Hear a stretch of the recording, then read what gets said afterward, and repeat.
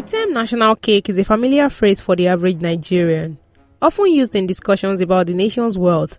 However, it is frequently associated with corruption amongst those managing the country's finances. So that brings us to the question: how does the government bake this so-called national cake? Does it just sit there waiting to be divided piece by piece?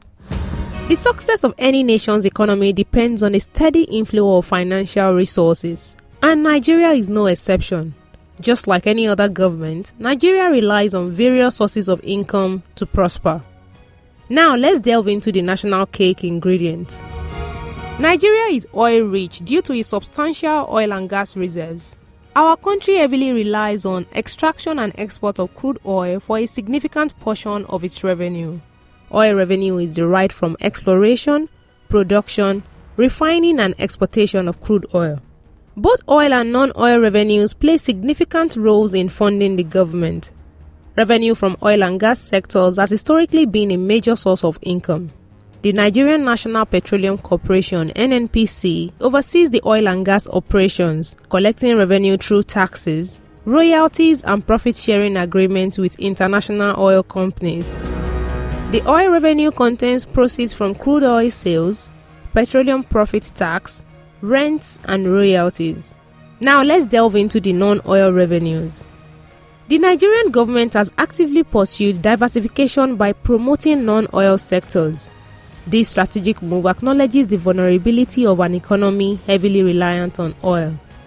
Other industries that contribute to the government's income include agriculture, solid minerals manufacturing, income from central bank, capital gains from foreign financial institutions, and telecommunications.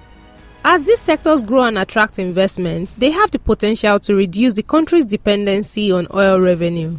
The Nigerian government also generates income through other means. First and foremost, taxes. Taxation is a critical revenue source for the Nigerian government.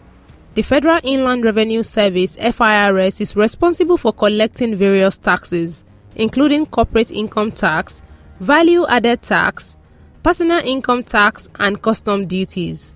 These taxes are levied on individuals, businesses, and imported goods. Tax revenue forms a substantial part of the government's income and funding of essential public services. The most common tax is personal income tax. This is a taxation all citizens pay the government from their earnings. Nigerian government takes 24% of your net income as revenue. Unlike the company income tax, where 30% of your company's profit must be paid to the government on operations in a trading year.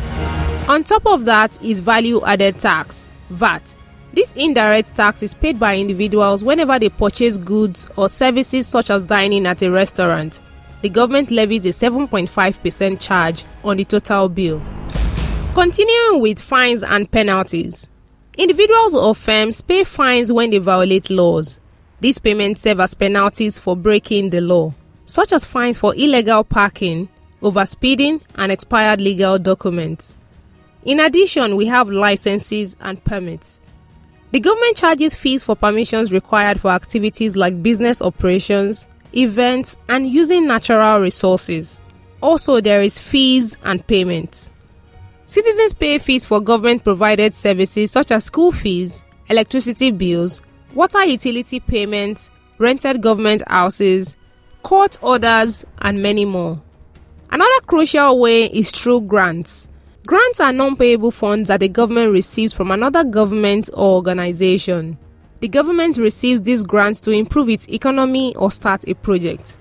This is a good source of revenue for the government because the government does not have to worry about paying this money back. Another vital income generator is the telecommunication and ICT sector.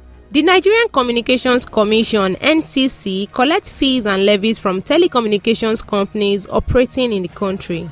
It is important to note that broadcasting and media houses pay tax. The National Broadcasting Commission (NBC) regulates licenses for radio and television stations and collects fees from broadcasting stations.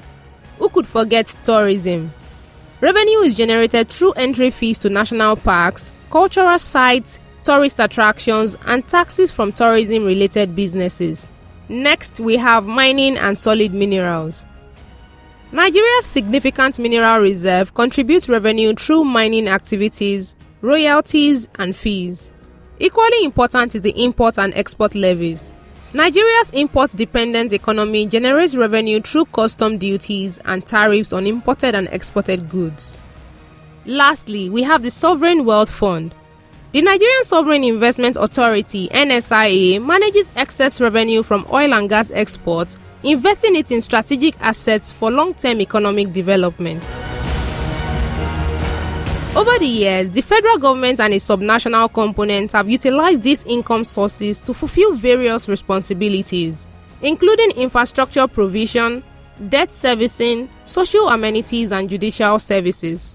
This contributes to the economic development of the nation, ultimately boosting the gross domestic product (GDP).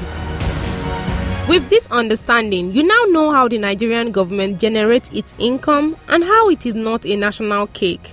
It is your money, my money, and not a treasure chest. For more insightful stories and reports, subscribe to our channels. I am Lois Oguni for Guardian TV. Bye for now.